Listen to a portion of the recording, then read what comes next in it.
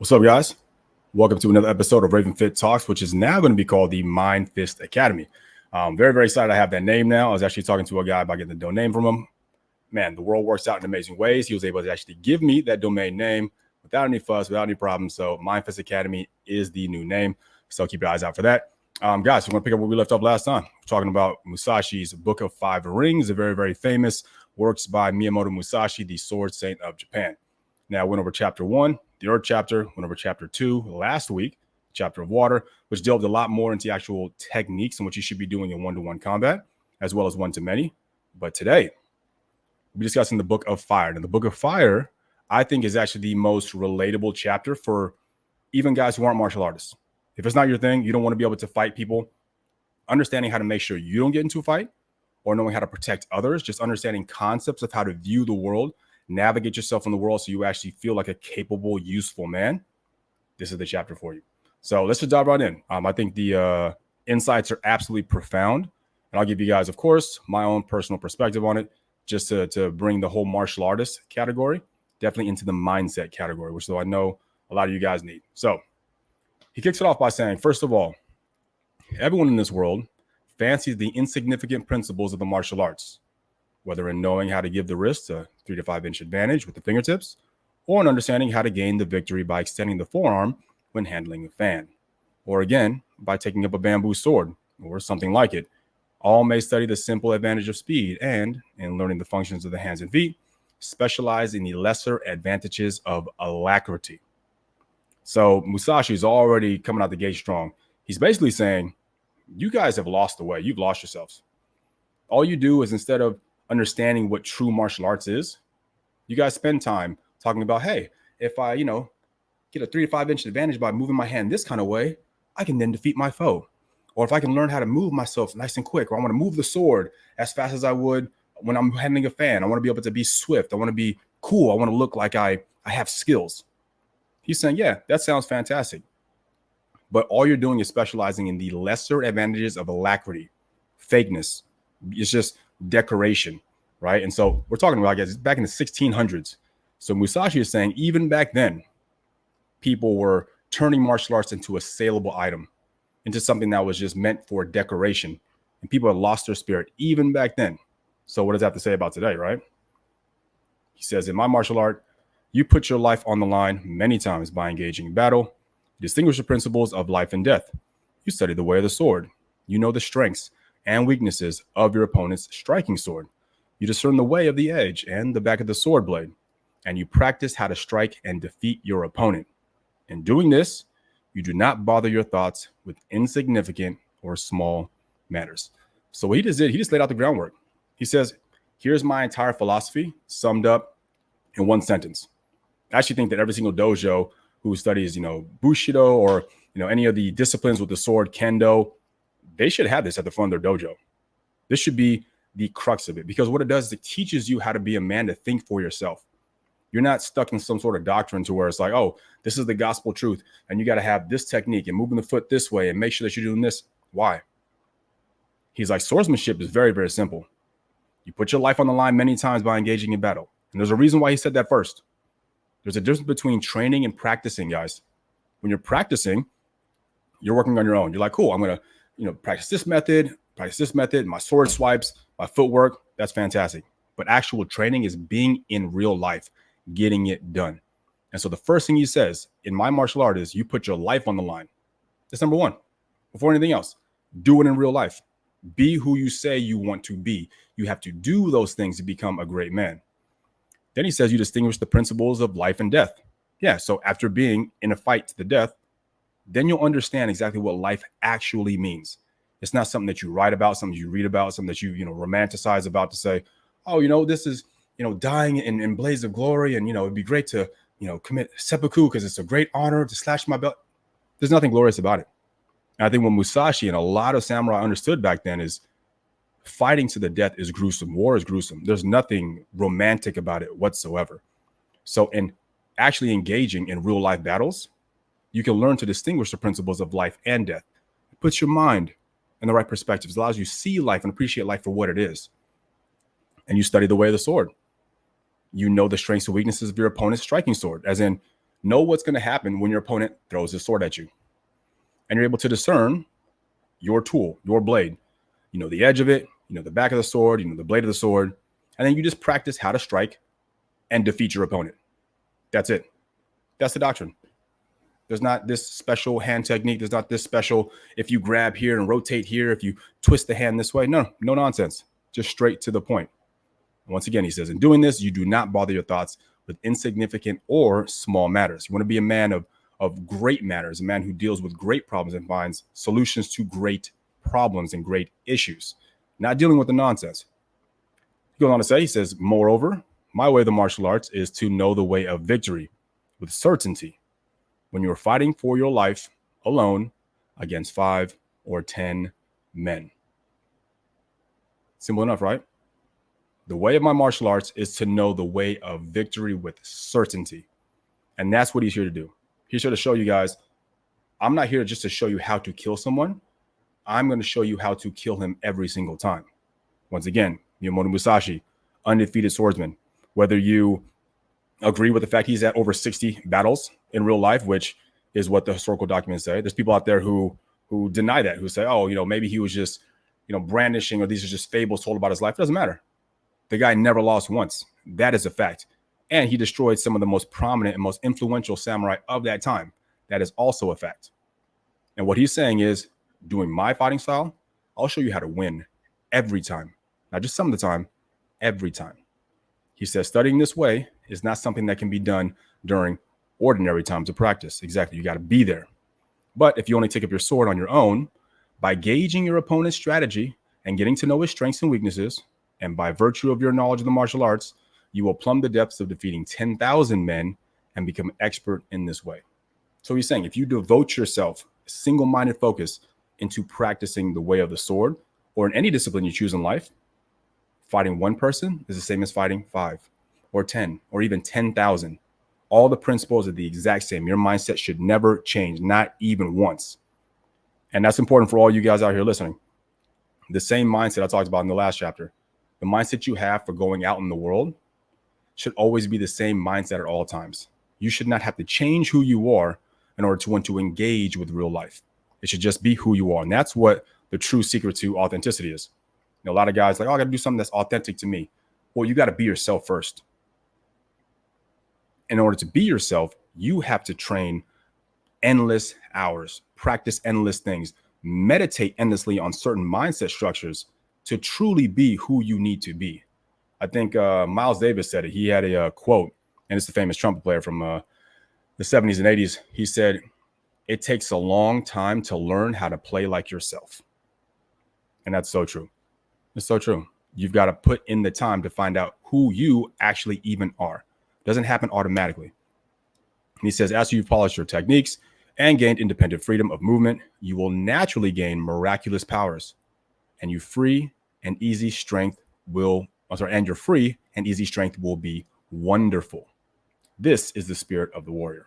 So he's saying, if you do this, you'll naturally gain miraculous powers. And miraculous, not in terms of some sort of like metaphysical thing, as much as you will seem like what you're doing is genius level stuff because you've devoted yourself to the true way and you haven't gotten distracted by a bunch of nonsense that's out there. People trying to, turn fighting into ornamental techniques, people trying to make a profit off of fighting and teaching those techniques. He's like, no, when you practice the true way, you will seem like you are miraculous.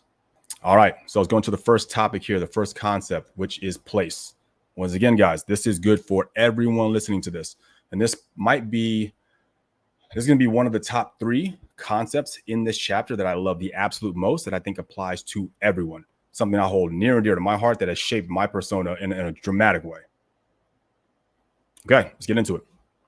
He says, in understanding the conditions of the place or place of combat, the sun should always be at your back.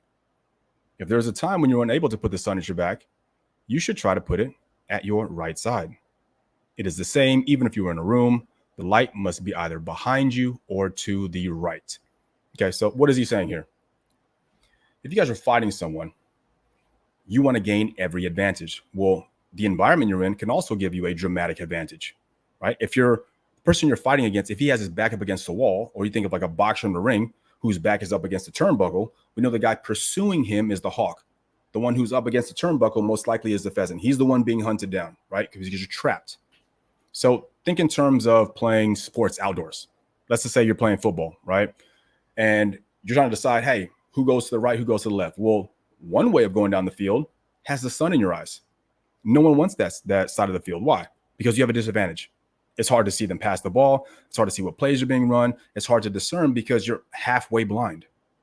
Well, that's what he's saying. If the sun is at your back, guess what?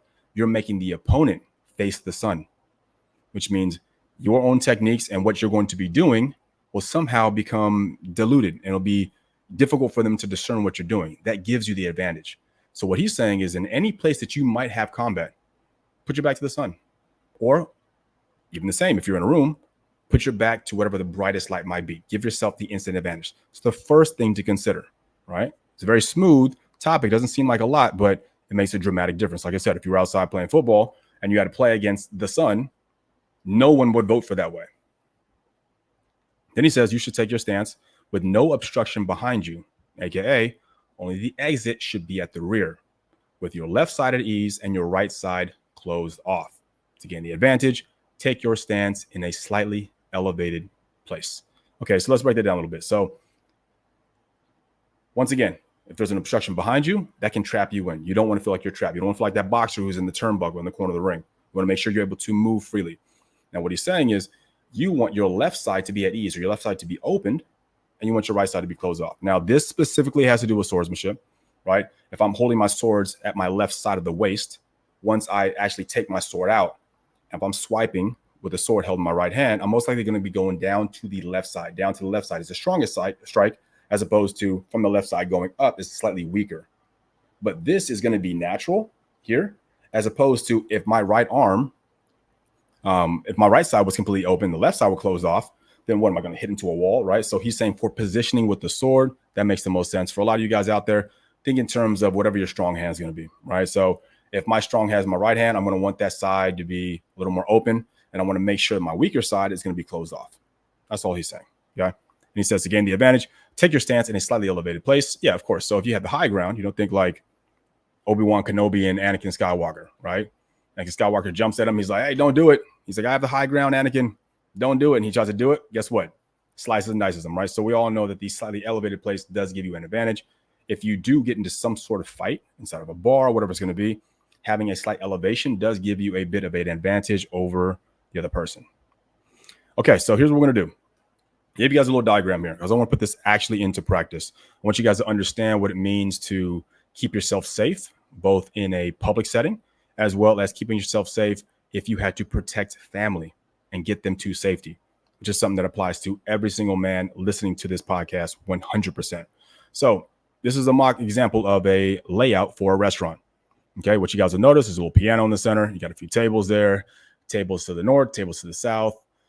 You got bathroom stalls over to the eastern part of the room. What you guys want to do is, it's that big old kitchen is the largest area there. And this is the generic layout. So let's go through this step by step to find out, hey, when you guys enter a public space, where should you sit? I'm sure you guys have seen, concepts where guys say, hey, you want to get the tactical advantage by sitting in this spot. Where should I sit in the restaurant to keep myself safe and to help to protect my family to the best? We'll go over that topic right now. So here's what I did. I chopped it up into different regions, okay? So you have A through E in terms of seating arrangements, right? You have A and B at the top. You have C and D at the bottom, or going to be the south. You have E, which is over to the east, as well as you have K, which is going to signify the kitchen, okay? Now, when it comes to the kitchen can signify a few things. The kitchen is essentially the place to where any sort of possession that can be obtained will be obtained. So it could be the kitchen. It could be like the cashier's office. It can be like the back office where someone would go in and rob. It could be like a register, right? That's going to be the place of most importance. You guys will also notice a few circles. There's a circle at the top, at the bottom, and to the right. So those are going to be the entrances and exits, right? The northern, southern, and eastern exits and entrances. So those are all places where someone can actually rush in. Okay. So what I did was I distilled the concepts that I consider to be the most important when you guys are trying to figure out where to sit inside of a room. Okay. I saw this thing the other day. Some guy had like 20 different points, and I'm like, dude, that's absolute nonsense. No one's going to remember it. So here are the 4 that mean the most. These are the 4 that I came up with that actually I like. So here's what we have. So Point number one, where are all the entrances and exits? And do I have eyes on them naturally? That's point number one. In other words, when you guys are sitting down, are you facing the entrances and exits? Or when you sit down, are you facing a wall? Well, if you want to make sure you understand if there's actually danger going around there, instead of trying to wait to hear it or smell it, it might be best to kind of see it. So when you have your eyes on the entrances and exits, it allows you to see if there's any oncoming danger. So point number one, always have eyes on exits and entrances. Point number two, which area would a robber target to steal or extract valuables? So once again, you guys notice I labeled K as the kitchen, which is also synonymous with the place to where valuables can be extracted. So if I'm a robber or target, I'm going to be heading to that place, right?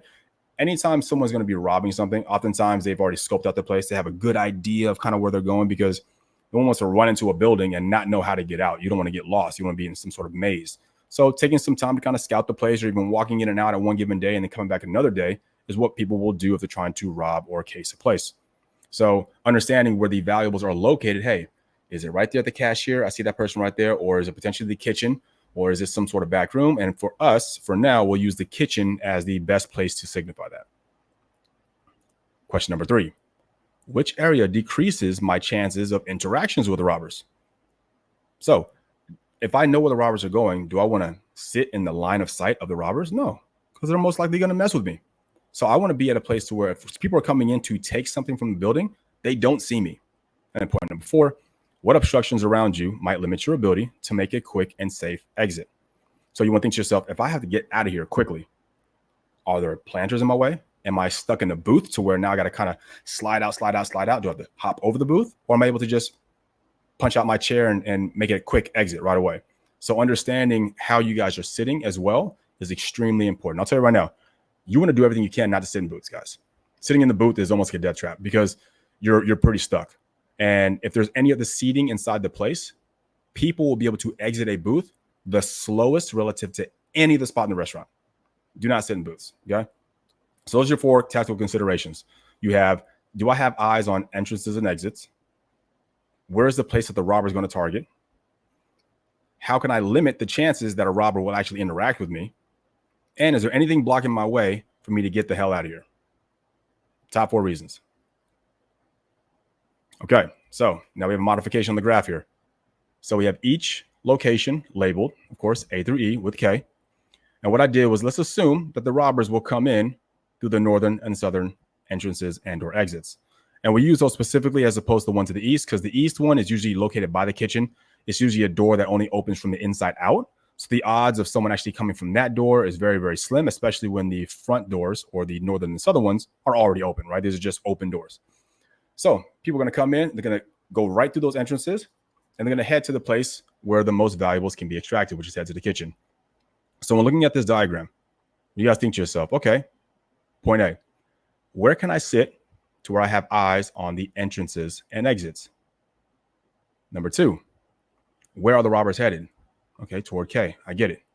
Number three, which seating arrangement has interactions or potential interactions with the robbers, because I'm in their line of sight. I'm actually along the path to get to where they're trying to go. And of course, number four, what obstructions are around me that'll make it difficult for me to exit this place? So when you guys consider all those facets, we got to look at a few things. Obviously, B and D don't look too damn good, right? Because the robbers are running through that place. They're going to see me, which means my chances of interactions with the robbers on B and D are very high relative to A and C.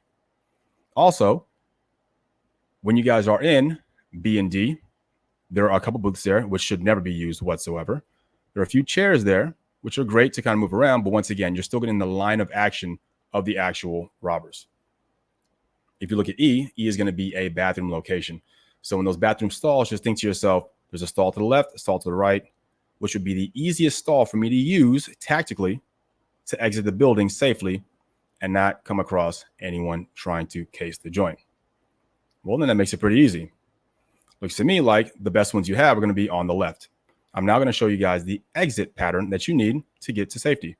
So we're going to scratch off B and D. Obviously, those weren't good places because they're close to the kitchen. And we clearly know that the ones to the left of the building are going to be the safest. The people who are in the good seating or closest to the windows or back of the actual restaurant would actually have to get past the people in the front of the restaurant to be able to exit. That's an extra obstruction. As well as that area also carries 2 different booths, more obstructions. So we know that the best areas are the ones that are closest to the door, to where you're able to see the entrances, as well as you're not going to be messed with by the robbers whatsoever. They're running to the kitchen. They're not even going to see you. That's where you should sit, guys. It's that simple. You want to sit in a place that's able to see the entrances, is not in the line of sight of the kitchen, is not on the path toward the kitchen, and is closest to the door to get the hell out with no obstructions. And that's how you should approach going to any restaurant, any public space. If you care about your safety and care about the safety of your loved ones, this is what you're going to do.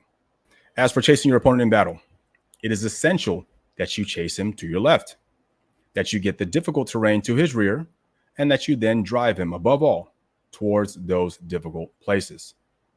Right? We talked about it before. If you had your back to a wall or a turnbuckle, you're in trouble. Well, guess what? Put his back to a wall or a turnbuckle, or better yet, have him trip over tables, trip over chairs that have been opened up, have him trip over feet, right? Push him toward places that would get him wound up and get him messed up. That's going to be ideal for you. And move swiftly. Do not let your opponent assess the situation. Keep his face from being able to turn by attacking and checking him, leaving no moment unguarded. Now, this is super important, guys. What he's saying is the role of a man is to be aggressive. The role of a man is to be assertive and to get things done. We're defined by our actions, not our inactions. That does not make us a better man. It's by our actions. What he's saying here is if you decide to actually get in some sort of scuffle with a guy at a restaurant, whatever it's going to be, not only do you want to push him to difficult terrain, you want to attack him to the point where you smother him, you suffocate him, you drive into a place to where he's going to get messed up, and you don't let off of him, right? Imagine you're in a bar fight, and say some dude is, and okay, I'm about to hit this dude. This dude's driving me crazy. So the first thing you should do is make sure your back is located toward a door. Once that happens, make sure that you're facing in the line of action to where the guy you're about to hit most likely will run into other people if he backs up or trip over himself. And then when he does do that, you need to continue beating him down. He says, do not let your opponent assess the situation. Don't even let him know where he's at. Don't even let his face turn around. Keep his face from being able to turn around by attacking and checking him. In other words, you don't give him a second of reprieve. You go straight to him. You take the fight to him. That is going to be your greatest probability of success. Every time that you hit someone and you give them a chance to reassess the room, call your homeboys over, maybe pull that knife out of your back pocket that you forgot you had, and so your enemy gave you reprieve, and now you're like, I got this, or even a gun. You've got to know what you're doing. You don't give them the opportunity to do that. Hesitation is going to get you killed, right? I think, what is it like? He who hesitates in war is lost. That's exactly right. So what you need to do is, if you decide you're going to attack this guy, right? In most situations, guys, you're not going to be attacking him. I highly recommend that no man out there just goes through life saying, oh, what'd you say to me? I'm just going to knock you out. It doesn't work that way. But if you ever were in a scuffle, the best thing you can do is understand your advantages. And if you decide to enter a fight and you make the decision as a man to hit this dude, you better fucking finish it. You better go through it. You don't have the option. Because if you decide to hit him and then back off and be like, cool, okay, I don't want any more smoke. What if the dude pulls out a gun and shoots you then? All you're going to be thinking on your way down is, oh man, I shouldn't have done that. I should have finished it out. But now you're gone. And now your family's in danger, or anyone else you're trying to protect. So if you're going to do it, you need to do it 100%. Put all your energy into it, and you need to finish this guy. Don't give him a chance to look around. Don't even give him a chance to turn his head or assess the situation. Don't even give him a chance to call his homies. You knock him out and you finish him and you end it. Make sure he's unconscious. And then you get out. And once again, it's easy to get out if your back is already to the exit. So keep that in mind. He says, even in a room, drive your opponent toward the threshold, the door, veranda, or pillars without letting him evaluate that place. There you go. Same thing reiterated. Okay. 3 initiatives. So once again, martial arts and understanding as a man how to go through this world is all about taking initiative. It's about doing the things. You know you want to be here. You know you're going to go in that direction. And it might not be the right answer. That's fine. But you need to be sure. And that's called taking initiative. That is what's respected in men who take initiative. First one's going to be the initiative of attack. So he says, when you consider attacking, remain calm. And then suddenly attack first and quickly. Move your body with speed and strength, but leave plenty of margin in your mind. While your mind is using great strength, your feet will move a little more quickly than usual. Unfetter your mind and, from beginning to end, be intent on one thing: smashing your opponent. Okay, so let's break down these concepts here. He's saying that as soon as you decide you want to attack someone, When you've decided what that guy says has gone too far, when you decide that what that guy is doing is most likely going to put you in danger, put your family in danger, when you notice that, remain calm and then suddenly attack first and quickly. 100%. It's one of those like on-site type scenarios. You need to make a decision. You need to do it. There is no like, okay, I'm gonna punch my chest up. Hey, what? Well, you gonna do something? And then the whole like guys like pushing the foreheads and a little push. That's nonsense. Those are guys who have weak strength and weak resolve. They don't want to be there. You guys will never see me get into some fight where I'm gonna push a guy. It's nonsense. I'm extremely calm. But if I ever get the idea in my mind where I'm ready to end this thing, and this guy's gone way too far, then it's over. I'm gonna go straight through the guy. And that's what you have to do. So he says, move your body with speed and strength, but leave plenty of margin in your mind. Margin in your mind is in, yeah, move through him with strength and speed, but there's a good chance that that one hit will not finish the job. So there will be successive hits. So don't think, cool, I hit him once and now I'm 100% done. It's fantastic if he's done. But as soon as you hit him, think that there is another step coming and just be pleasantly surprised if there is not. He says, while your mind is using great strength, your feet will move a little more quickly than usual. Be intent on one thing. Smashing your opponent from beginning to end, guys. Be intent on it, beginning to end, until the job is done. You must crush him. All right, second initiative, the initiative of waiting. So when your opponent attacks you, stay completely unruffled, but show a weak appearance. And as he comes close, move away briskly. Looking as though you were now ready to leap away, watch for the moment he relaxes, then take the victory directly and vigorously. This is one initiative. Another is when your opponent attacks and you come on even more strongly. Here, you'll take the advantage the moment his rhythm changes. Okay, let's break this one down. So another option is you can feign weakness. You can feign like somebody like, oh, dude, I don't want any trouble. I don't want to do it. The guy comes at you and you kind of step away to the side. You're like, all right, bro, I don't even want this.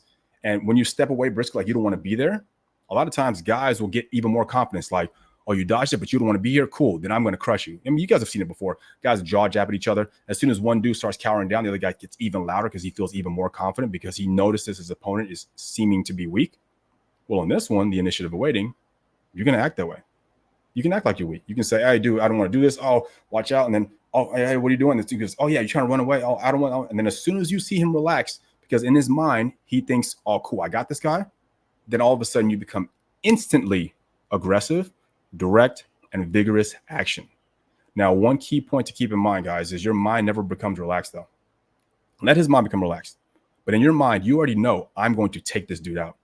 And as you're feigning weakness in your mind, you are already resolved. You're going to finish it. This isn't like, hey, I'm going to dodge. And if I dodge enough times and then now I feel like attacking, I will. No, it doesn't work that way. You're going to attack him. You already know you're going to do it.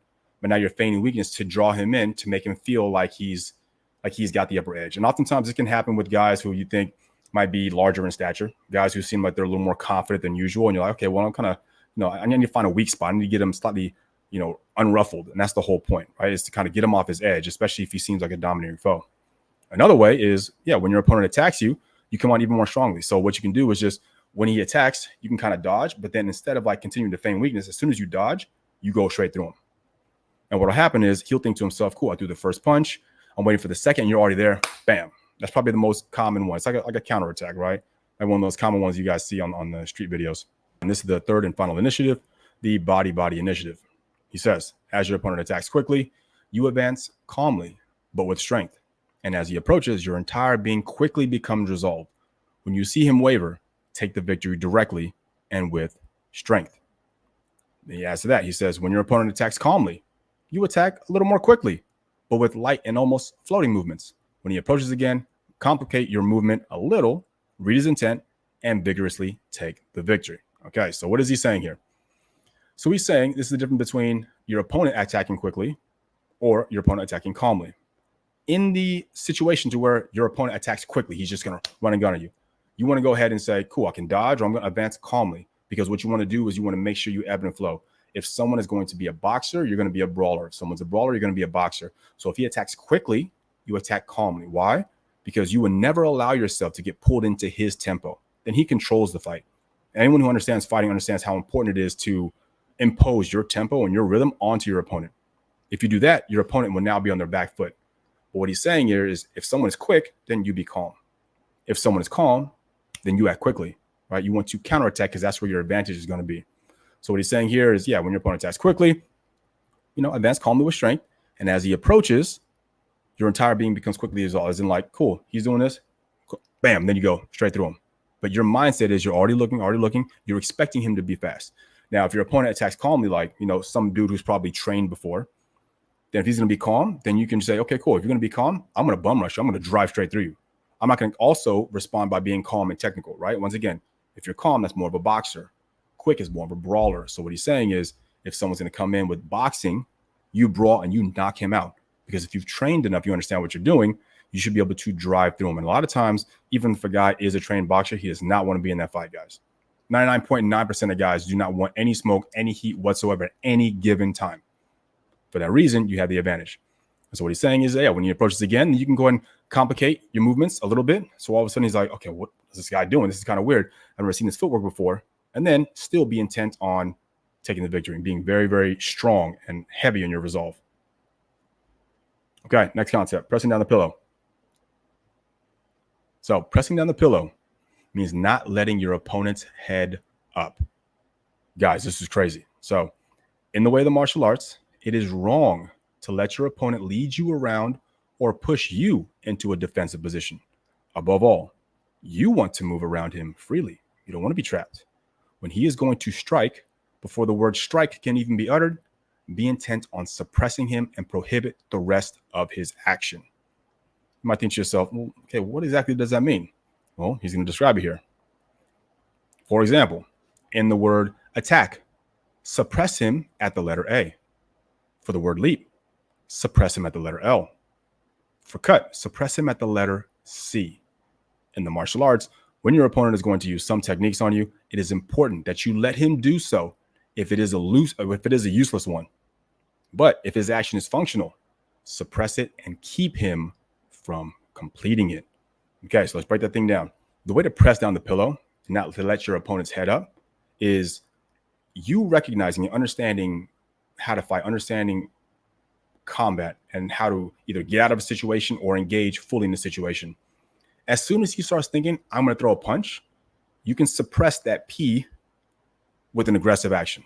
So say, for example, you get into a fight with some dude and dude's like, oh, you see him do like this and pull back. Before he can even think about that, as he's pulling back, your punch should be immediate. Knock his teeth out instantly, right? Or as soon as he goes for that punch, mind you guys, if you guys haven't been in street fights like I have, the number one most telegraphed common punch the guy will throw as the number one punch, I mean like 99% of the time, he's going to throw an overhand right. It's a strong hand. He's going to throw it over the top of the head because it's the way we understand it, like throwing, right? Like throwing a baseball, throwing a football is always over the top. So when guys throw punches, they throw it like they're throwing a ball. And it's always going to be an overhand right or like a quote unquote haymaker. Understanding that, you can suppress it by doing what? Getting there faster. Every haymaker is thrown by the arm first retracting. And before the arm retracts, what happens? The shoulder's got to retract first. When you see that shoulder move backwards, you have a few things you can do. You can kick him dead in his chest, like a teep for Muay Thai, or directly to the center of his chest, boom, kick him back. You can jab him in the face. You do what Bruce Lee says, use a finger jab and take out one of his eyeballs.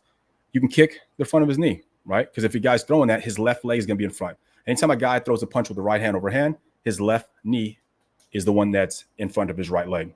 For that reason, you can go ahead and kick his left knee. It'd be actually the fastest thing to do and knock him out. It'll, pop his hip. So what he's saying is, when you're pressing down the pillow, you're keeping him from being able to complete any actions. Now, to do this, though, you've got to be resolved. As soon as he pulls his arm back, you have to say, you know what? I'm going to go straight through you. It's very much like a one-strike mentality.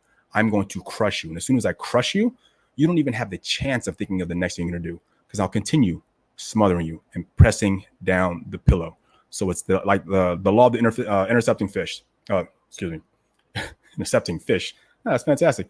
It is the way of the intercepting fist. Bruce Lee, right? Jeet Kune Do. The entire concept of Jeet Kune Do is built off of the law of the interception. As soon as you see your opponent about to do something, you intercept his movement and you crush him. Now, here's what I have to give you guys a disclaimer. To be able to recognize what punches are coming at you, that takes years of training. So one of my biggest gripes when it comes to Jeet Kune Do, and I did, obviously have this book. I started it when I was younger. People are too much of a novice to understand the principles in Jeet Kune Do.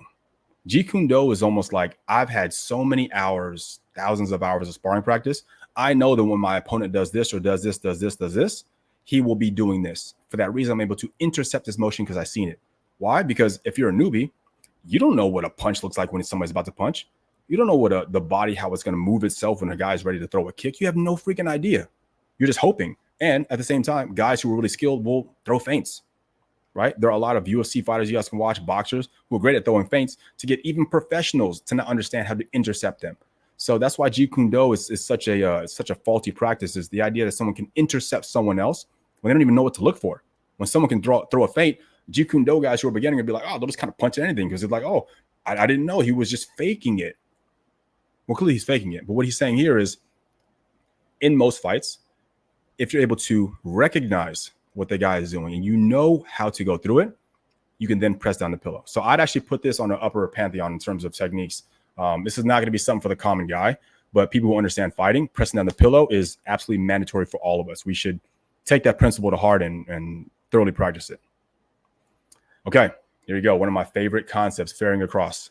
This one is just like when it comes to understanding the place, one of the most important concepts for all you men to understand. Okay. One of the most common things that guys have when they're going through this world is we go through the world with a very, very lazy mindset. We're on our phone, headphones are blasting and blaring, not paying attention to the road. Maybe we see a hot girl over there and we're staring at her. Maybe these kids are walking by. Oh, cute little kids. Your mind is so distracted. And what you guys need to understand is there are countless stories of men who have been killed walking out in public, or people who've been harmed or hurt because other men who should be paying attention, who could be there to help, were distracted. So ferrying across just helps you to clear your mind to understand and say, you know what? I need to take my understanding of going through the world seriously. And here's why. So he says ferrying across is like crossing the sea. On a ship's course, you know where the places are, you know the capacity of the ship, and you know the weather patterns as well. At times when other ships may not venture out, you do so by responding to the conditions of the hour, relying on either a crosswind or a tailwind, and if the wind changes, putting in the oars for a length of time. With your mindset on arriving at the port, you board the ship and you ferry across. You should think in these terms when you pass through society and set your mind on some serious affair. Okay. Very, very short, compendious, concise descriptions. But guys, this has such a wide application and such a wide encompassing viewpoint and philosophy of how to move through life. I cannot overstate it. So let's kick things off. Obviously, this was written in the 1600s, right? So he's going to discuss ferrying across as taking a ship because that's all they had back then. They didn't have planes, but this is 2024. So I'll relate it to you guys in terms of taking a plane ride. So if you decide to go from one city to the next or from one country to another country, doesn't matter where it is, imagine all the things you're going to have to get written down, taken care of, actually things that you need to contemplate to make sure that you get there safely, you get there efficiently, and you get there on time. You're going to want to find out, okay, what city am I leaving from? What time am I leaving? What time am I going to arrive in the new city? What airline am I going to be taking? Which airport do I need to drive through? When I get there, what are the weather conditions? I need to know those so I can pack my bags accordingly. I got to make sure I'm having the right wardrobe when I arrive there. I've also got to make sure that I'm wearing the right kind of things when I head down to the airport. I want to make sure I'm comfortable on the flight. I've got to get my Uber or my Lyft or my cab ride down to the airport. I've got to find out how long it's going to take me to get down there. I've got to think about how long the line might be. Should I arrive early or arrive late? I've got to make sure that when I get to the terminal, hey, did I already do a pre-check-in? Do I check in when I get there? Do I check my bags? Do I pre-check my bags? When I actually get through the security check, how long is it going to take me to get from there to the gate? Should I grab some food along the way? How long is the flight going to take? All these things you're going to factor in to make sure that you are going to get across the way you need to get across. That's the exact same thing he's talking about here. But what you want to do is just not use it for on a large scale to say, hey, I'm going from, covering some vast difference.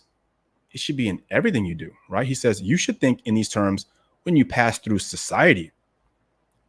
So would it be unreasonable to say that when I'm just going from my home to my car that's in my garage or maybe in the apartment parking lot or complex, should I also contemplate my steps getting there to make sure I'm safe? Does that seem unreasonable? I'll tell you right now, it's not. I remember years ago when I was younger, my grandparents were actually leaving the house. They were going from the house to their car, right? So just walking through their apartment complex down, a couple pathways to get to their car. This might have been, I don't know, maybe 1 o'clock in the afternoon, 2 o'clock in the afternoon, broad daylight. They were mugged. Some guy came over, grabbed my grandma's purse and tried to rip it off her arm. Some dude, probably in his 30s, whatever it was, tried to rip the purse off my grandma's arm. Now, luckily, my grandfather, who I learned, and I attribute a lot of my martial arts understanding from him. He used to teach Aikido, Kali, and Salat over in the Philippines, and I owe a tremendous debt into him introducing me to martial arts and getting me to understand these concepts. But my grandpa fought him off, and he would have been in his late 60s at that time. He had a walking cane he would use, and he beat the dude down with a freaking cane, almost unconscious, so the dude had to kind of crawl away and get away. My grandma retained her purse. Now, it's kind of funny because my wife, I remember years ago when she first met my grandparents, they told her that story because they love to tell everyone that story.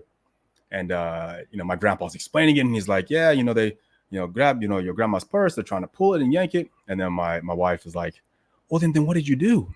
And my grandpa looks at her and says, I buck him up, right? So it's in the Filipino accent. So, my grandpa took him out, beat the crap out of the dude. Now, yes, he's just going from his house to his car, but he encountered absolute danger getting there, to where someone who was lurking in that pathway was waiting for someone that he can jump and take advantage of. That's how life works, guys. Most people get mugged or they get taken advantage of in the most average of places. Why? Because the cops can't arrive safe but 10 to 15 minutes later after any incident. So if some dude mugs you and runs away, you're screwed. Who's coming to help you out? The deal is already over. The guy's going to leave. Because when someone's trying to do something bad to you, they know in their mind they have to commit the act. They have to escape. Commit, escape. They're already resolved to get something done. But are you resolved to be able to sniff them out, be able to see them hiding in the bushes? So is it unreasonable to say, hey, when I leave my house and I head over to my car, that I should think about the pathway I'm going down? I should keep my eyes open. I should look in the bushes. I should see around to see if there's any suspicious activity. I should find out whether or not there's construction and I have to walk around the opposite end, what that actually means, how long it's going to take me to get there. Does that seem unreasonable, or does it seem intelligent and smart? I'll tell you right now, the guy who never runs into issues is often the guy who contemplates this the most. So when you guys are going through life, yes, the probability might be low, but how high does it have to be to realize, hey, I'm in a freaking scenario, I got to deal with it now? And luckily, my grandfather used to teach martial arts, so he knew what he was doing. But for a lot of you guys out there who don't do martial arts at all, what are you going to do? The best thing you can do is keep your head on a swivel and say, I see some dude standing there who looks awkward. I probably shouldn't keep walking toward my car. That'd be smart. I'll give you guys another example. This guy that I was training back when I was training people in person back in San Francisco, he told me a really funny story, and it was hilarious, actually. He was a white guy, and he wanted to kind of get my perspective about an occurrence he had with another black man walking down the street. This would have been in Nob Hill, a nicer part of San Francisco. And he recounts the story. He says, I got dropped off by a cab, and I was going up there to go pick up my fiance, or a lady he was dating at the time, who was standing at her stoop waiting to be picked up by him. He said when he got out of the cab, he knew there were like 4 or 5 houses down. The cab might have dropped him off at the corner. So I'm just going to go ahead and walk straight. He says, as he's walking down, he sees a black dude walking by, hoodie on. He's got a hat. He's walking with a bit of a limp as he's coming down. Pants seem a little bit baggy. And he just gets this idea that, I probably shouldn't keep going forward. But you know what he tells me? He says, DJ, I saw the guy walking like that, but I didn't want to stereotype. I don't want to be racist. So, because it's been wrong with me. So I just kept walking forward. And as soon as he said that, I'm looking at him like this. All right. So I'll let him finish the story. He says, when he was about 2 or 3 feet away from the guy was staring at him, and he was trying not to keep eye contact. And he was kind of looking discouraged to walk past him. He said at that moment, a car rushed forward and came up on his right side as he's walking forward. The guy, as he was coming up, put a gun right in his stomach and said, give me your freaking wallet. And so he was like, oh, so he gave him his money. The dude grabbed it, hopped in his homie's car, and they're gone. They're gone. And this is a nice neighborhood, guys. Nice neighborhood. And when he's telling me this story, I'm laughing because I'm like, dude, you knew everything about that scenario was telling you, you should not be here. This is a bad situation. But what you wanted to do is you thought to yourself, hey, you know what? This can't possibly be it. I'm going to go against all probability and statistics and just assume that this guy is a nice guy. Well, he found it the wrong way. Well, the wrong way. He got mugged, right? But now he learned his lesson, because it is very unintelligible to think to yourself that you should change your mindset or no longer see the things that are dangerous around you, that you should not ferry across with a strong mindset, and then you should override that. That'd be the same as saying, oh, you know what? I'm going to take this boat across the sea, but the weather looks terrible. The winds and the waves are going kind of crazy. And all my understanding of the sea is telling me not to go. Well, I don't want to be discriminated toward the waves. I don't want to be, a wavist. So I guess I'll hop in the boat anyway. And then you die. Right. So guys, being cognizant of your reality, seeing the things out there and being smart enough to understand, I need to protect myself at all times. I need to ensure and I need to make sure that I'm safe and the people around me are protected. You've got to use your smarts. You've got to use your wits. And so when you guys think in terms of ferrying across and getting across from any one location to the next, you guys have got to be diligent about your surroundings. And it is the smart man who considers everything.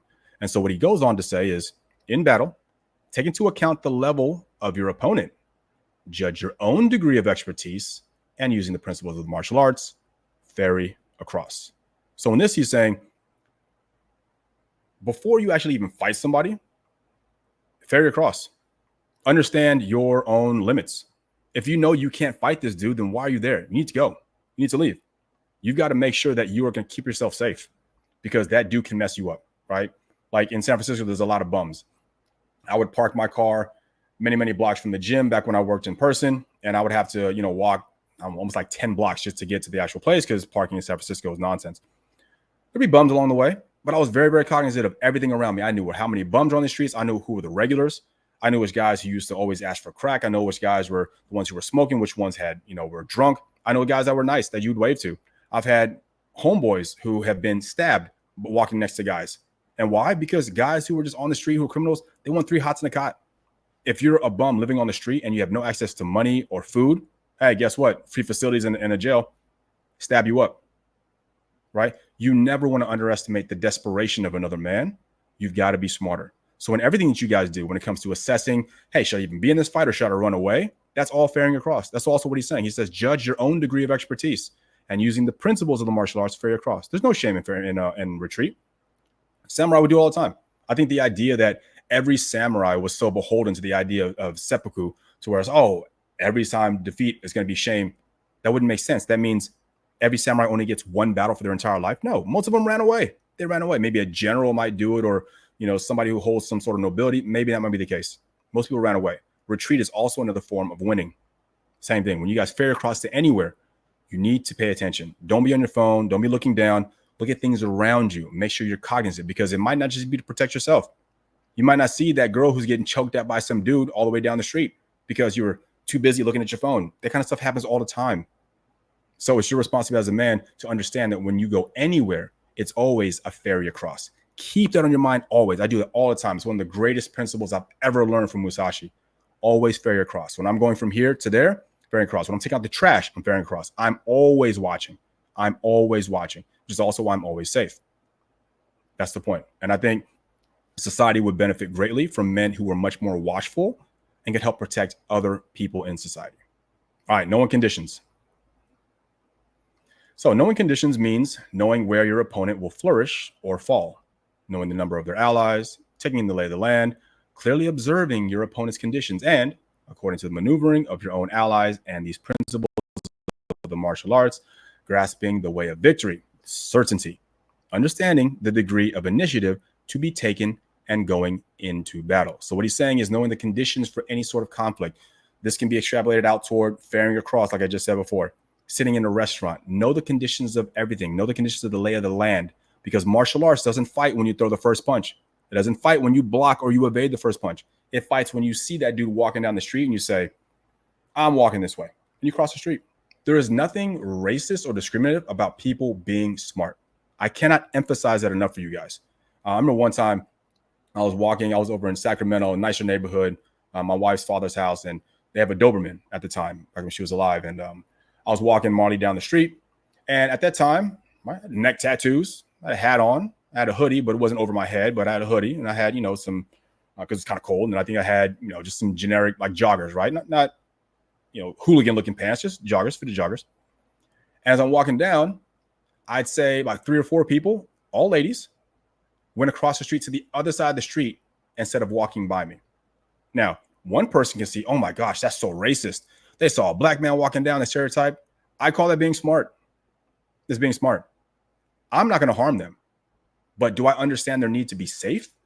Do I understand the fact that women are much more vulnerable than men and they got to protect themselves by not getting into conflict in the first place? Of course I do. So when they cross the street, I'm thinking to myself, like, smart. And so what they did when they crossed the street, I went like this. I smiled and did this. I do my little Asian smile from time to time because it does work pretty well. And I did that and it was great. It was fantastic, right? I didn't have any issues whatsoever. So I think doing that just helps them to say, okay, well, I guess not all guys wearing that or, who look that way, who might be going on the street with a Doberman are going to harm me. But for them to move out of the way is a very smart thing to do. And I encourage you all to be smart. In solitary combat, it is essential that you discern your opponent's style, see through the character of his allies, detect his strengths and weaknesses, understand how to take them by surprise, know well the scale of his rhythm, along with the rhythm of his space and time intervals, and take the initiative. Notice, guys, he always says at the end, take the initiative. So even in solitary combat, you should be assessing everything about the person you're fighting, as well as any homies he might have around him. And you got to decide, is it smart for me to enter this conflict or should I retreat? Guys, there's nothing wrong with the dude bumping into you at a club and being like him cursing at you and being like, okay, it's me versus 3 homies. I got my girl next to me. It's kind of crowded. Probably can't get away. There's a good chance that she's going to get hit too. Hey, man, I don't want any problems, dude. It's all good. I'm just going to leave. And what you guys will notice is the smartest guys out there, all guys who are martial artists, guys I grew up with, dude, they're the last one to start fights. If you guys ever hear, it's always the guys who understand how to fight are the ones who are trying to stop fights from happening, or the ones who are always the most accommodating, like, hey, it's all good, bro. Look, we don't want any trouble. It's all good. It's an accident. You guys have a great night. I do it all the time. But if a guy ever pushes me to the edge, there is no warning. I'm going through him. But it's also after I assess the scenario, I assess the situation. You guys should all think the exact same way. And if you need to, you take the initiative in either aggressing or in retreating. The initiative should always be you. They should always be following your tempo. He says, knowing conditions is being absolutely able to make assessments when your own intellect is strong. That's right. And your intellect is strongest when you're not in a fight or flight sequence, because once you get into the fight or flight sequence, it shuts off a lot of your mental faculties. You're not thinking clearly, right? We all know that from a guy getting super angry, he's not able to think clearly. We all know that because anger clouds the mind, right? You can see an athlete finish a 100-meter sprint, and then the interview will come right away and be like, how was that? And they're like, it was a good. They can't really speak. So while your mind is intelligent and strong when you are relaxed, you must make assessments, okay?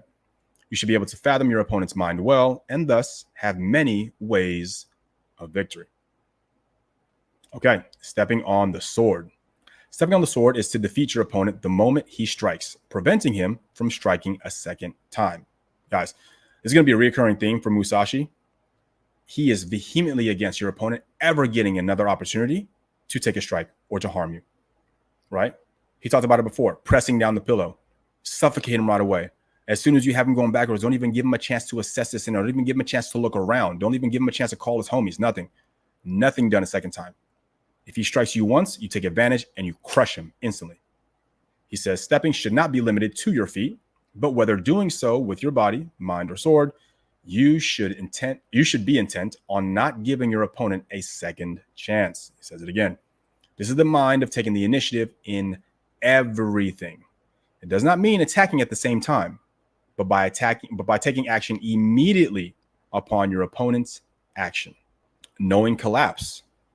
So collapse is common to all things. The collapse of a house, the collapse of a body, the collapse of your opponent, all of them, according to the moment, are collapses from a discordance of rhythm.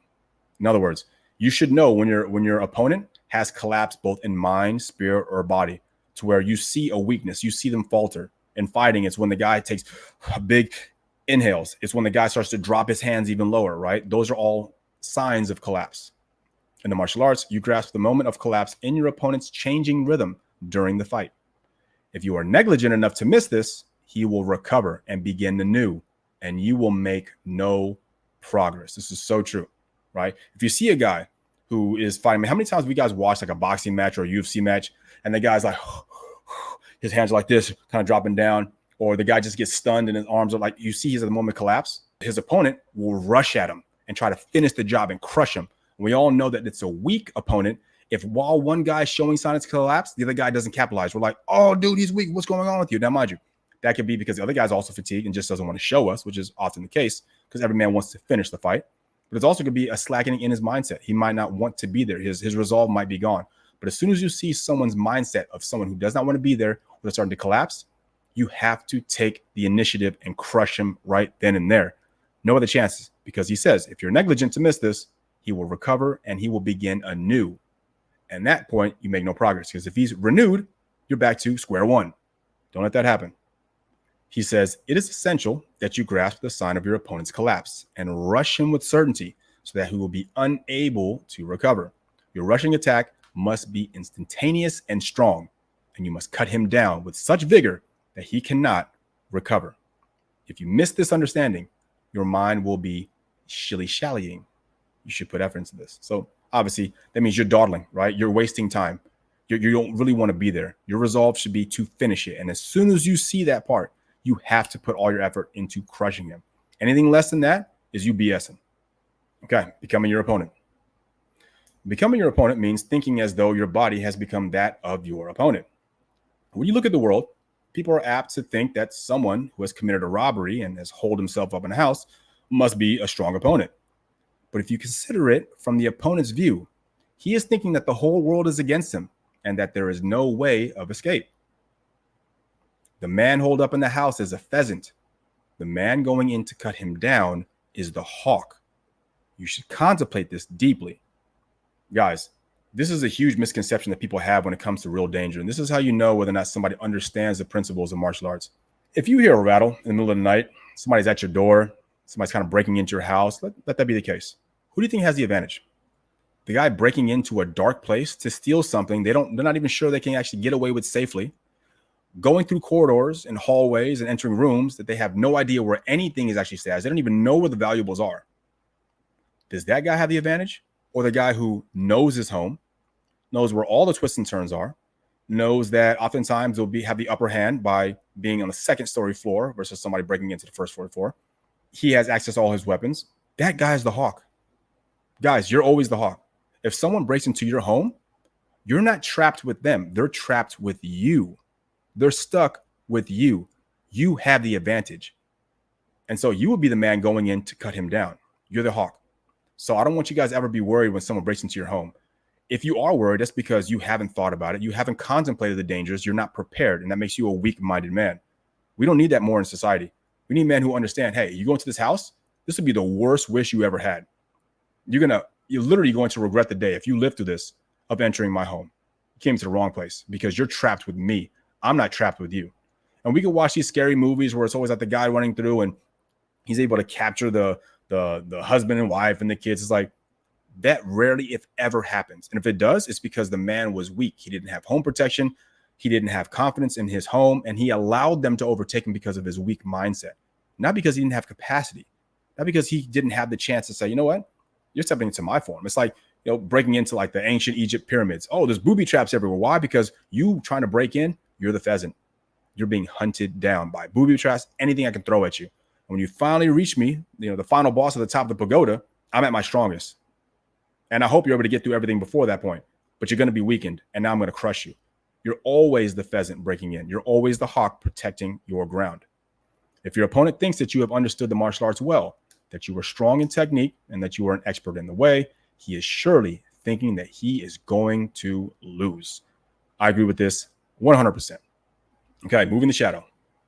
So moving the shadow is used when you cannot see through your opponent's mind.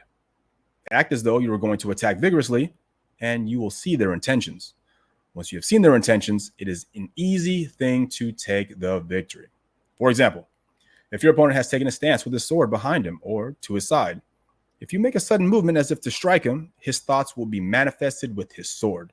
Proceed this method and take the victory. This is very, very profound and very direct. Oftentimes, if a guy has taken some sort of on-guard stance or he seems like he's prepared already, and you can't really see and understand his intentions because he's holding himself up on his picture stance, well, then you've got to get him unbalanced. If he is balanced and mysterious, getting him unbalanced will now show his true intentions. So here's an example. A guy acts like he's tough. But what? They go like this. And one guy fakes a punch. The other guy flinches. That guy just showed you his intentions. He doesn't want to be there. If a guy flinches at your punch, he's trying to avoid you. He doesn't want to be there, right? Think about the opposite. If you ever like flint a punch to somebody and they're just staring at you and you're like this and guy just like looks at you like this, he didn't flinch, he's going to mess you up by making some sort of vigorous or aggressive attack.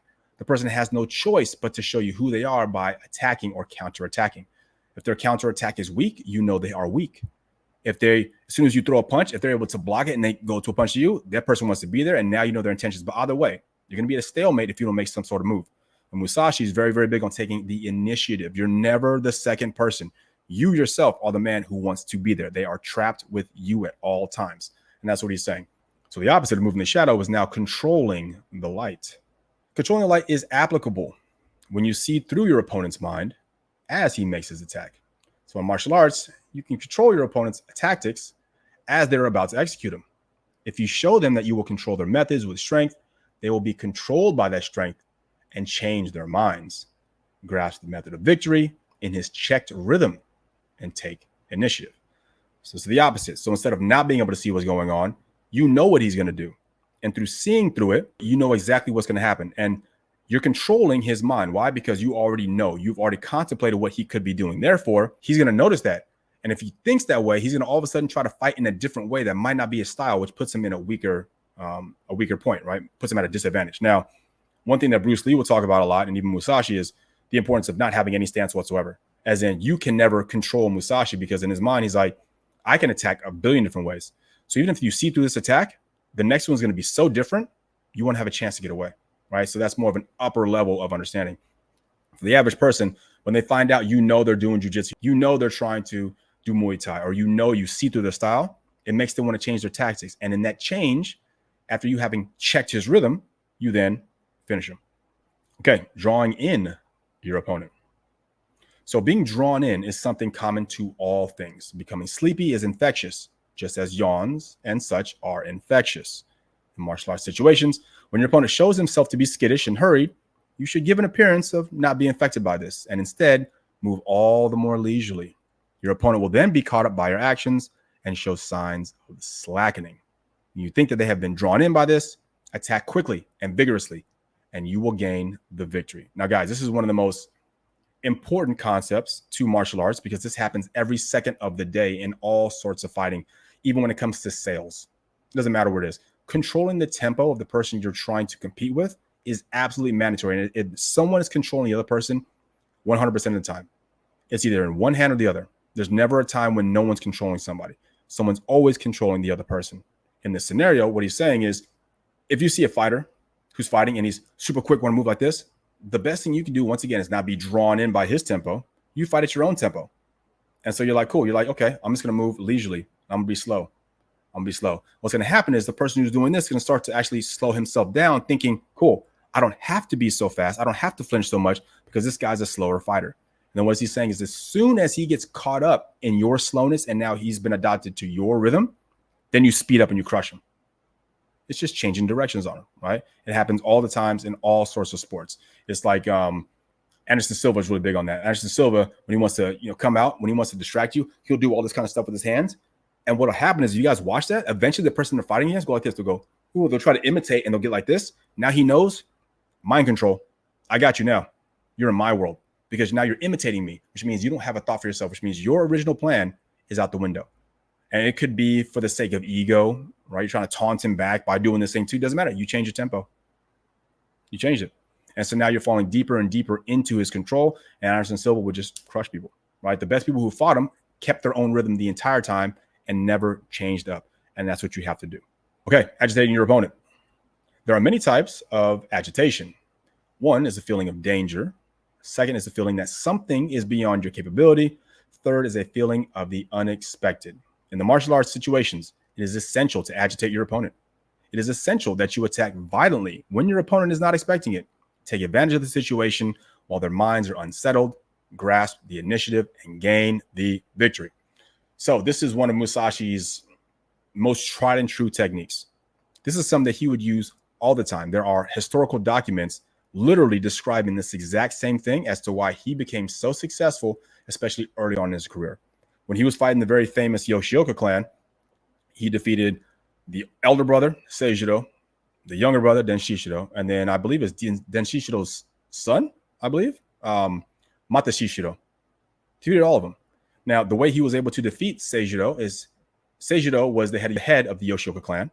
He was the eldest brother, and he was very, very big on formality and ritual and holding himself in high esteem. Musashi arriving super late to that first battle got Seijiro so pissed off in terms of the honor and integrity that a man should have by showing up on time. He got so angry and so agitated, Musashi was able to take the victory.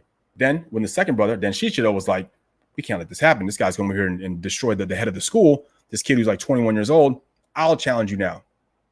Then Musashi, at this point, for sure understood the power of it, showed a blade again.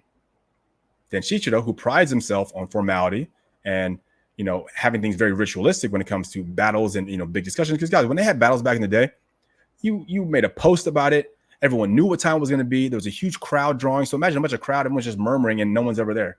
Is he ever going to show up? No. And after a while, you start to feel embarrassed. You're like, did this guy just show me up? Am I now all dressed up? Did I worry about this fight? Did I tell everyone, hey, I might die? Did I have all these feelings and emotions come out? And now this guy stood me up? I can't believe it. I'm infuriated. And all of a sudden, Musashi shows up.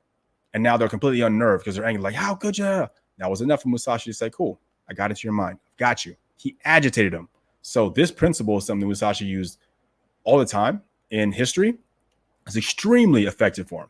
So this is a real thing, guys. This is something that he mastered and he got a lot of success out of. Okay, imposing fear. And this is obviously going to be pretty self-explanatory. So fear resides in all things. And the heart of fear is in the unexpected.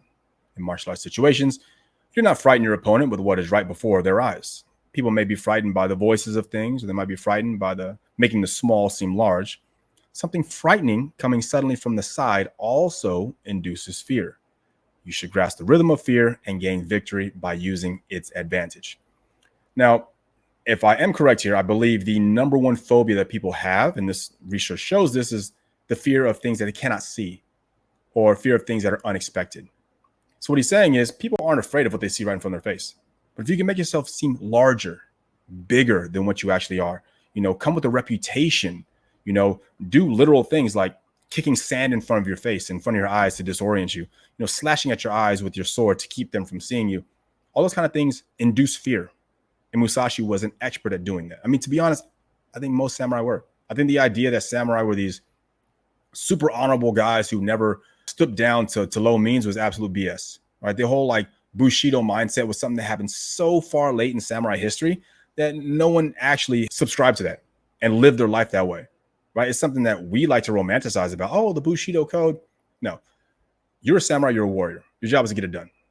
Every army, every soldier in all of history of every single country, there is no super honor code. Yeah, that sounds fantastic. But in battle, the winners write the stories. And samurai weren't any different. You think samurai didn't stoop down to, unscrupulous tactics and go around, destroying villages and taking advantages of women and children and even killing them at times, killing dogs, killing everything in their path and just stealing stuff? Yeah, because they're human. There's no difference whether they're called a samurai or not. There's not these super amazing, honorable people who always walked around. They were just men who wanted more. If you understand the mentality of men, you understand these concepts a little better.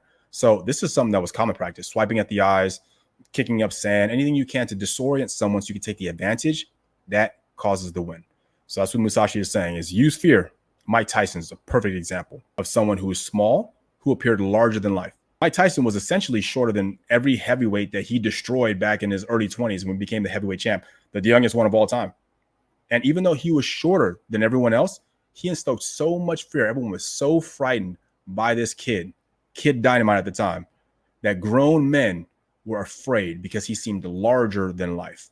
Napoleon, a very short man who was larger than life because of his military genius. So the idea of stoking in fear is your own, almost like your brand. It's like a legend that precedes you, that gets people thinking about you in a certain kind of way. Musashi, for how brutal he was, and how precise and how successful he always was. I mean, mind you, the dude passed away, never losing a battle, not even once. The dude was the most successful ever.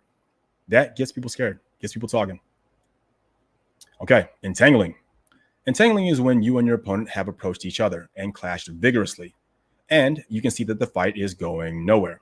It is essential that at that point, you immediately intertwine yourself with your opponent, and while being mixed up with him, take advantage of the situation and gain the victory. So obviously swordsmanship is about clashing swords. But what Musashi is saying is there's going to be some times when you guys get entangled. Maybe you guys are stuck on the ground. You guys both fall down. Maybe you guys do some sword swipes and maybe get stuck in mud, or your foot does, and you somehow get entangled. Like you're not actually trapping the guy. You just get entangled. Well, if that's the case, make it worse. Because what you don't want to be is entangled. You want to be someone who is entangling the other person, right? So now, once again, it's the same concept. We're not stuck together. You're stuck with me. So you have to understand all of his mentality was about taking victory. It's about being the person who wants to be there, all about initiative. He is here to crush you, and he's going to do it. So for that reason, his mentality is, cool, if we somehow get locked together, this is where I want to be. If we're far apart, this is where I want to be. If we're 1 foot from each other, this is where I want to be. If we're 10 feet away, this is where I want to be. No matter what, it's the mentality, guys, of this is where I want to be. And that's one of the most important lessons every man can understand from Musashi. He's always taking ownership of this is where I want to be. You're stuck with me. So you're never entangled. You are intertwining yourself with him, and you're going to crush him. So it could be jujitsu. It could be stabbing the eyes. It could be, biting, all kinds of things. And we all know that Musashi maybe only took a couple of showers his entire life. He must have smelled incredibly rank, disgusting. Years ago, when I was training MMA, there was a guy who notoriously never wanted to wash his gi. And I never rolled with the guy. He also was a little bit heavier than me. I never rolled with that dude. I'm like, man, screw this guy. But do I understand the tactical advantage? Of course. You never wash your gi. It has that smell. It's disgusting. So when you are close to someone, that kind of stuff is also, it's interacting with your senses, and it's disorienting you. And that's enough to often find new holes and new opportunities. Right? The last thing you want is that dude grabbing your lapel and pulling you close into his gi, to where all you have is just a smothering effect of his shoulder on your face, and it just smells like years and years of other men who've been sweating and pouring out, disgusting toxins sweating all over that gi. Now it's all in your face, right? So it was a way to disorient. Musashi was even worse. This man was notorious for never combing his hair, really never taking any baths, never washing his gi, never washing his clothing. So I guarantee you, this was a place you didn't want to be in, and he used it to his advantage, right? Once again, guys, this is life or death. This isn't about, hey, who's the prettiest, who's the nicest fighter. What matters is who is the winner, and he was the best at it. Touching the corner. All right, touching the corner refers to the difficulty of forcing your way directly when pressing against anything strong. In combat, inflict a wound on the corner of your opponent's body, and as the body grows a little weaker and begins to slump, victory will be an easy matter. You should investigate this matter thoroughly, right? So guys, touching the corner means, yes, I want to cut you down, but it might just be easier for me to use my sword tip and slash your eyes. Maybe I cut your leg and now you can't move. I maim you, right? I cut your calf. It's breaking your opponent down before you're ready for a major strike. Okay, causing confusion. It's kind of self-explanatory. Causing confusion means acting so that your opponent's mind becomes uncertain. In martial arts situations, gauge your opponent's mind, and with the strength of your own wisdom in the martial arts, send his mind in different directions. Make him think various things and have him wonder if you will be slow or quick. Seize the moment and execute various techniques, feigning strikes and stabs and rushing in. When you see signs of his confusion, take the victory freely. Guys, once again, biggest fear, unknown, unseeable. When your opponent is so confused about what you're doing, they can't figure you out. That confusion can destroy their mind. So maybe you're acting like you're slow, but you're actually quick. Maybe you're acting quick, but you're actually slow. What you want them to do is always think, I can't quite understand what's going on. And that's Bruce Lee's whole mentality, right? Be like water. Water can flow, it can creep, it can drip, it can crash, right? That's the whole idea is you can be anything you need to be. And in his confusion, he can't peg you down. He can't say for sure, you're just a Muay Thai guy. You're just a jiu-jitsu or just wrestler guy. You're confusing him. You can be anything you need to be at that moment. This is true essence of being like water. It causes confusion for the other person, and that's the point. Not only does it cause confusion, it also gives you an unlimited way. It gives you an unlimited number of ways to defeat your opponent because you're not beholden also to one way of doing things. So it's a double effect. Okay, the three voices. So 3 voices are divided and called the beginning, middle, and latter voices. Shouting is essential according to the situation. Voice adds the element of energy. So people shout at fires, great winds, and large waves. Voice manifests vigor. In martial arts situations, you feign a strike and you shout at the very beginning in order to excite your opponent to move. You then strike with your sword after you have yelled. Again, the yell you give after you have struck your opponent is an expression of victory. These are called the beginning and latter voices. You do not give a great yell at the same time you strike with your sword. If you yell during a battle, it is done with a low voice in order to ride its rhythm. You should investigate this thoroughly. Okay, let's break this thing down. Voice affects us intrinsically. This is a biological constraint. This is in the nature of the human to understand that voices signify different things. Archaeologists will say one of the ways that we're able to discern the skull of a mammal versus the skull of some other, species is the inner ear bone. For mammals, unlike other species, our inner ear bone is not connected. It's actually disconnected. It's separate. It's on its own. Why? When you have a separate ear bone that's not connected to the actual skull, it allows you to hear both high and low frequencies. All other species, inner ear bone is connected to the skull. They only hear low frequencies.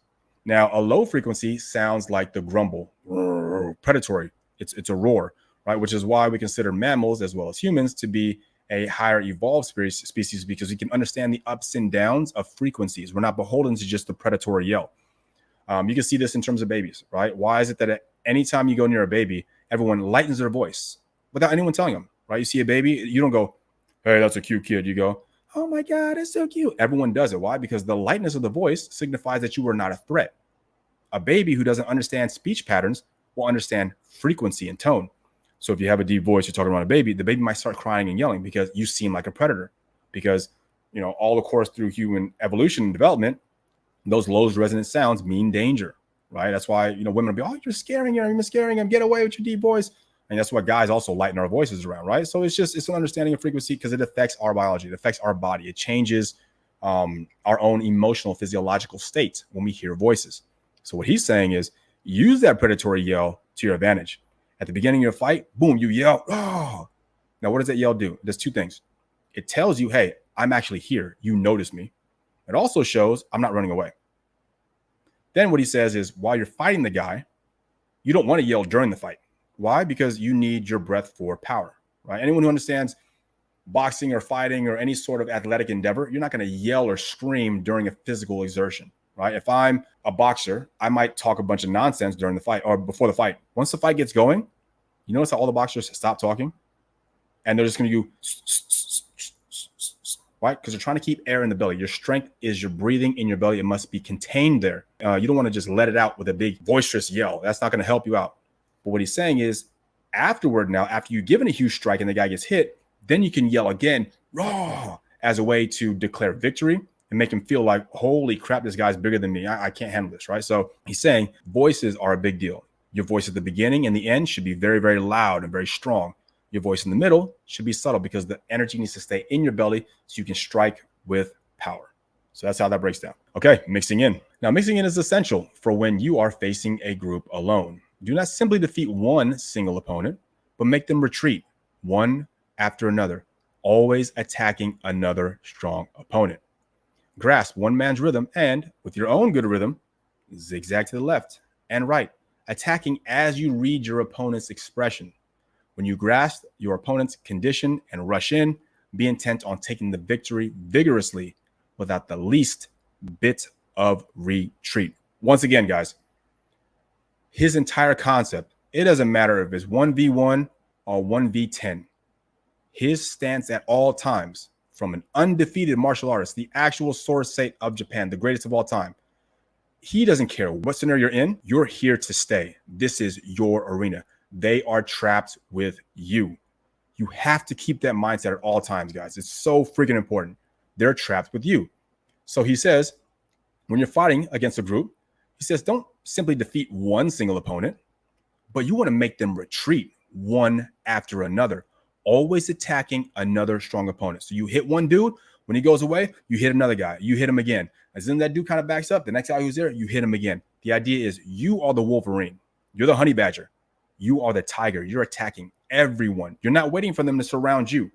You're going after them, right? So in the Book of Water, I talked about his entire concept when it comes to actually fighting people around you and what the one-on-one scenarios are. But in this one right here, he's telling you, as a reiteration, you need to say, I'm here to stay. You're trapped with me. As soon as you grasp one man's rhythm with your own good rhythm, use zigzag to the left and to the right, attacking as you read your opponent's expressions. That's important. When you hit one guy with a lot of force, if you guys have ever gotten into a fight with multiple people, you hit one guy, okay? Some guys are going to get angry and want to defend their homie. Another guy is going to be like this, I don't want to be here. So what do? When you hit the guy first, the guy who wants to be there, who's behind him, don't hit him yet. The guy who looks scared, you hit him next. So what happens is the more people you can show are starting to run away, the rest of the group is also going to lose resolve and be like, oh, we got to get out of here. But above all, he's drawing a line in the sand. He's saying, you guys are screwed. You're trapped in this hell with me, and I will be the worst thing ever. I'm going to fight you. And his idea is he never runs away. He says, when you grasp your opponent's condition and rush in, be intent on taking the victory vigorously without the least bit of retreat. You take it to them. You always bring the fight to them, no matter what. You have to have the resolve, guys. That is something for life that you need to consider and you need to understand. I don't care how difficult life might be, what troubles you're going through, whether it be problems in a relationship, you're having issues at work, you're in tremendous financial trouble, doesn't matter. You're here. And you're not stuck with those problems. Those problems are stuck with you. You're the man who's going to defeat them. You're the man who's going to rise above them and conquer them. Because think about your entire life. How many times have you guys been in a scenario to where you're like, it's impossible, I'll never get out of this, and somehow you did? How does that not give you confidence? You have to be here. You have to want and say, you know what? God presented this problem to me. He gave this problem for me to deal with because he knows I'm strong enough. Either way, the mentality is, I'm here. This is my problem. I'm going to crush it. I'm not stuck with it. It's stuck with me. And I was put on this earth to solve these problems and to show other people how I solve these problems. That's the whole point. The whole point is to say, I'm going to accept whatever life has given me. I'm drawing a line in the sand, and whatever happens, everything in life is stuck dealing with me, not the opposite way around. And that's true empowerment for men. And you guys have to understand that. That's his entire concept. Everything that might go wrong in life, everything is stuck dealing with you. Okay, crushing. I love this. I love this. This is beautiful. Keep it simple. Smashing your opponent completely, even if he seems weak and you are strong, is called crushing. This mentality is important. If your opponent is inferior to you, or his rhythm has broken, or if he appears as though he is going to retreat, it is essential that you crush him immediately without letting him catch his breath or even letting him glance at you. It is your primary consideration to not let him recover even a little. That's the mentality, guys. I just said it a second ago. Even the problems that you might be facing, they're facing you, and you're here to crush them at all times. You're here to crush everything. Okay, mountains and seas. So the heart of mountains and seas is that it is wrong to use the same tactic repeatedly during a fight between you and your opponent. Using the same tactic twice is essentially unavoidable, but you should not use it 3 times. Attack suddenly with a different technique, and if that has no effect, you should use yet a different one. Thus, if your opponent is thinking mountains, you attack with seas. And if he's thinking seas, you attack with mountains. Once again, if he's a boxer, you attack as a brawler. If he's a brawler, you attack as a boxer. Now, I think what's really amazing here is he's telling you that in martial arts studies, it's unavoidable to use the same thing twice, but you should never use it 3 times. It's interesting that he understands that concept. And mind you, this is a guy who never lost. I mean, his words are probably more valuable than anyone else you could ever hear, or just as valuable as the greatest out there. There's something wrong with the 3rd time seeing something. And it's fair. I mean, how many times have you guys seen a boxing match to where a guy's throwing a jab and he dips, throws a jab and dips. When he tries to do a jab again, the guy just clocks him and knocks him out. Like there was that fight with Ryan Garcia and Gervonta Tank Davis last year. Garcia kept throwing that lead. I think it was a lead hook, right? Lead hook with the left hand, boom, boom. And I think he caught Gervonta a few times. Gervonta had to block it. And Gervonta, I think in the slow-mo, I think if you guys have seen the replay, when Gervonta actually knocks him out, you see him smiling and kind of goading him. And he knows Ryan's going to throw that thing again for the 3rd time. And when he does, he times it. He ducks down with his eyes like this with a smile, and it comes up, boom, and hits him with a straight left, clocks him. Ryan Garcia gets knocked down to the ground, right? It's a beautiful sequence, but same thing. He's did it too many times, and his inability to be flexible and to try new tactics got him knocked out. But that's the idea, guys, right? If your guy goes up, you go down. If he goes down, you go up. You always want to be the opposite because remember, you're never following his tempo. Let him match you, but you don't match him. Okay, piercing the bottom. So this is a very good philosophy when it comes to things. In fighting, there may be times when you appear to be winning on the surface, but hostility remains in your opponent's mind. Accordingly, he may be defeated on the surface, but not at all in the bottom of his mind. In such situations, it is important that you suddenly adjust your own mind, destroy your opponent's spirit, and make sure that he has been defeated in the very bottom of his heart. This piercing the bottom can be done with the sword, the body, or the mind. In other words, guys, if you mess with me, then I'm not only going to destroy you, I'm going to destroy your whole family, anyone who's ever believed in you. I'm going to destroy everything around you. It's the idea of complete and total annihilation because you got to take the fight out of their eyes, right? And when you guys are fighting somebody, if you get into a fight with somebody in the street fight, and this is pretty rare though, and the guy still looks like he wants to be there and he's going to keep going, that's a very dangerous person to fight, right? Because he wants to be there. And that's the whole idea. You know, you have to be able to take his willpower from him. You have to fully break his will. That's what it means piercing at the bottom, is completely breaking all of his confidence, breaking his idea that he even has a chance, destroying all hope in his eyes. And that happens with crushing him, with you wanting to be there more than he wants to be there. And eventually you'll overwin it. But if you ever get to the point where you hit a dude and you kind of get soft in your resolve and you see his resolve is still there, well, the fact that you can still see it and you're not doing something, which means you already messed up in the first place. You should have absolute resolve and continue driving through him and crushing him until the job is done. But you must destroy the fight out of his eyes. Otherwise, he can come back and hurt you again. Okay, here we go. Final concept, guys. So the body of the rocky crag, very simple. The body of the rocky crag refers to how, grasping the way of the martial arts, you suddenly become like a rocky crag, unmoving and struck by nothing. In other words, the scariest guy to fight is the guy that seems like no matter what you do to him, he's not affected in the least. You become like a rocky crag. Your mind becomes unmoving, struck by nothing, right?